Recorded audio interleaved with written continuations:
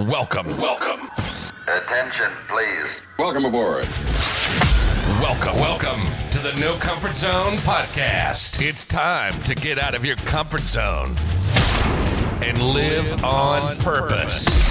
Broadcasting to the world from Rockford, Illinois. This is your wake-up call. Warning.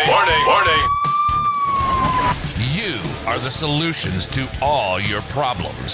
Stop thinking average. Become the hero version of yourself. Every day, every time, without fail, no exceptions. It all matters. You've entered the No Comfort Zone. It's time for a reality check. Hey, it's Dan, and glad to have you back in the No Comfort Zone. Today I want to talk about what's going to happen with when schedules change, because in light of everything happening in the world right now, man, things have changed. Schedule have changed, workflow has changed. You might be quarantined long enough for your relationship to change. But the fact is that there's a lot of change happening right now. So the success schedule that I put together, where we wake up at 4:55 and how we start our day and then how we go through our day. And then once we get to the end of the day, what do we do to prepare for our next day? That vicious cycle, which does nothing but help you become successful. That opportunity is good if you can get up at 4:55, right? So a lot of times for me, getting up at 4:55 was nothing more than a self-discipline. I needed that self-discipline in my life to say, okay, I'm intending on getting up early. How early? 5. Well, let's get uncomfortable at 4:55. Why make it 5? It's just the way I'm wired. Let's go one step further. Let's get up at 4:55. Well, now working 10 and 12-hour days and sometimes getting home at midnight, the fact remains, if my schedule is 4:55, I have to get up at 4:55. But I want to let you know, with all the change going on, you sometimes just got to roll with it. And rather than have the discipline to be at that 4:55, I don't want you to beat yourself up. What I want you to do is I want you to consider that getting up at 4:55 is great if that's going to be the most productive for you. But if you miss that opportunity and it doesn't work out for whatever reason, let's say it is a self-discipline issue. Let's just call it what it is. Let's say it is a scheduling issue. Let's say it's a change issue in your living environment now. Things are different, or weather, whatever it is, whatever it could be for you that's going to prevent you from starting your day the right way. Those 2 hours that you work on yourself in the morning, on whatever, you educate yourself, you're working on whatever it is that you do at that time period for you to become successful. Only you'll know that when you go through your awareness.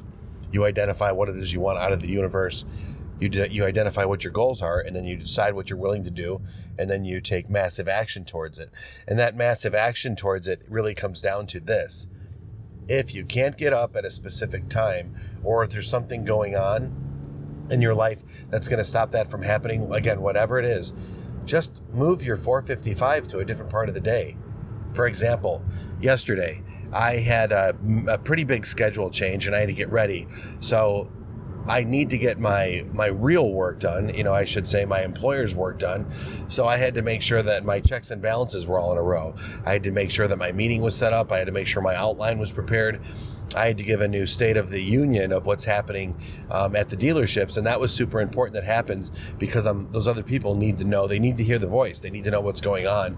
They need the direction. They need to have some certainty. So it was imperative that I tighten those things up in the morning, and I had to get up early to do that. Now, that took me away from the exercising part of my day and my planning part of my day and my podcasting part of the day and all of those things. It just took it away. So now I can go through my day, and then now I have a evening, and something had to compromise. So now I went in early, so I'm home a little bit earlier now. It was really great. I had dinner with my wife. She made a fantastic dinner that was, it was just great. It was just me and her had a chance to sit down and just have dinner together. No big deal, but it was really nice. Then afterwards, I broke up my journal, my book, on what I was supposed to do for the day. And I looked at her and I was like, hey, I wasn't able to do this in the morning, this workout. It's a 45-minute workout. I wasn't able to do it. Are you okay if I go down to the basement and actually nail this out really quick and get it done? Yeah, good. She had her things to do. I had my things to do. So I took, at 8 p.m., I took my 4:55 and I did it at 8 p.m. And it was fantastic. It was different. It was completely out of my comfort zone. And the rest of the evening, so from 9 until 10:30, was wonderful. I've got everything done that I really needed to get done. There's a lot of stuff I want to get done, and hey, let's call that what it is. You're never going to get everything done that you want to get done if you're an ambitious person. But I got a lot of the things that I needed to get done. I think if not everything that was on my 3 list, I got done. And the fact is I was pretty busy in the process. It was a great sense of fulfillment, getting things done. And I want to share this with you. That's the reward, that sense of accomplishment, that sense of fulfillment, that when you can go through your day and you're not controlled by your day, where you control it. You put a schedule in place, and if life happens and that schedule knocks you off, what are you going to do to manipulate and change it and adapt to it so that you can still get the things done that you need to get done?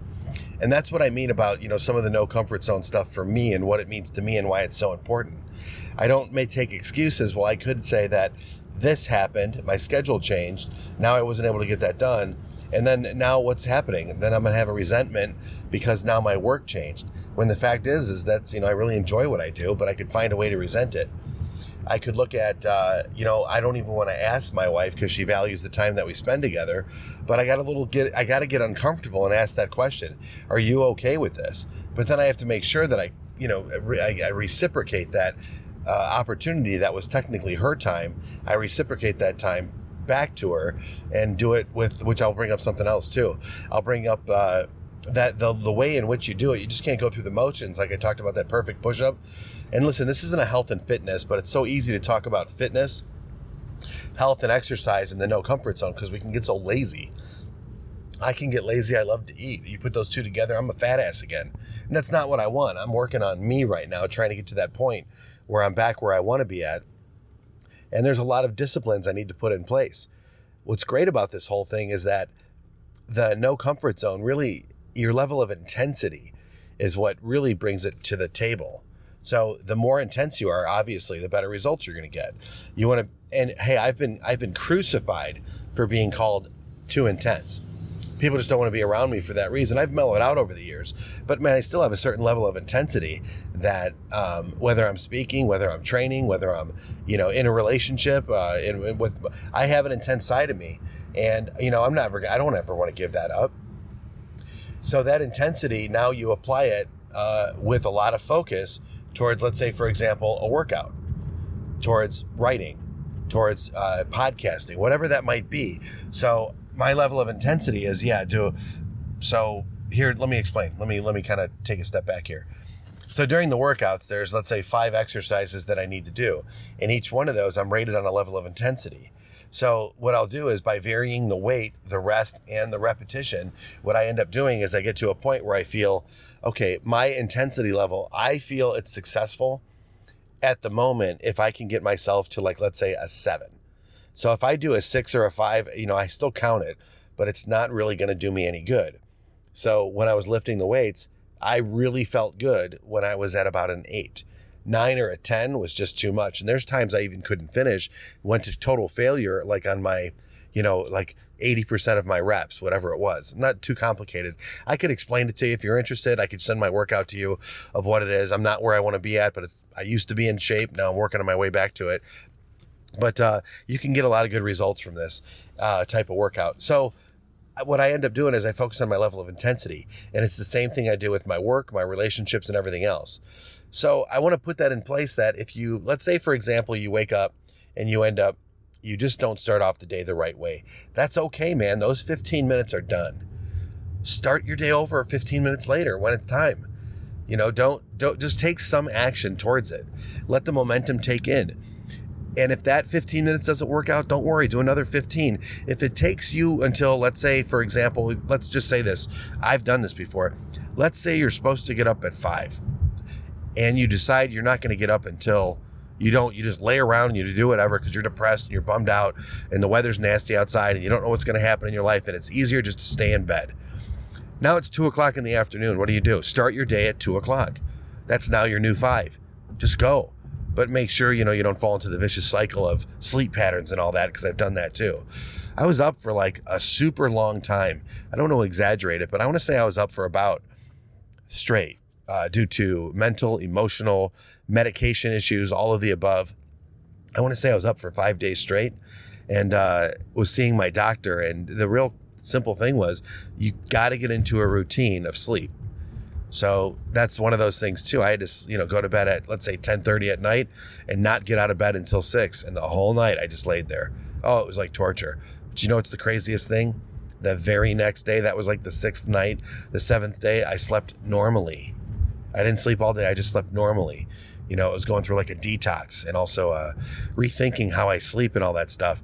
So what I'm telling you is you want to make sure you have a schedule. And if that schedule gets out of whack, don't worry about it. Remember, you have activities to do. Focus on your intensity, focus on accomplishment.